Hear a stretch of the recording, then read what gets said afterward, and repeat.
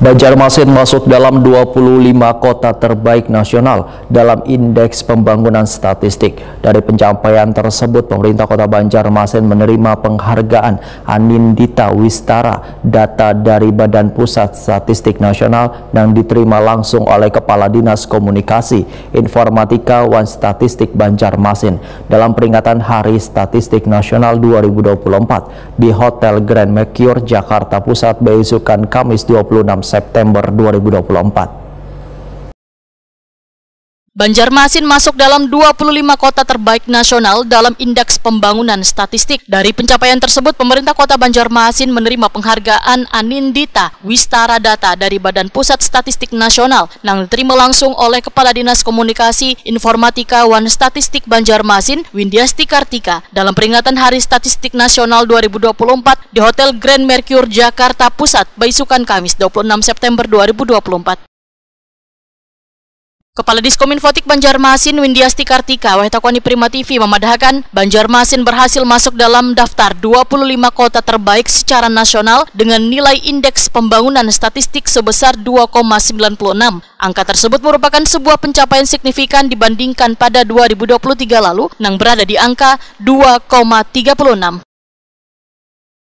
Walaupun telah mencatatkan prestasi yang cukup baik, namun pemerintah kota, ujar Windiasti Kartika, terus berbenah dalam mencapai tingkatan yang lebih baik dalam Indeks Pembangunan Statistik, yang merupakan salah satu indikator penting dalam penilaian reformasi birokrasi yang dilakukan oleh Kementerian Pan-RB. Assalamualaikum warahmatullahi wabarakatuh. Pada hari ini, kami Diskominfotik menghadiri acara Hari Statistik Nasional tahun 2024 di Jakarta. Pada kesempatan ini juga pemerintah Kota Banjarmasin, syukur alhamdulillah, menjadi satu dari 25 kota dengan nilai Indeks Pembangunan Statistik baik, yaitu 2,96.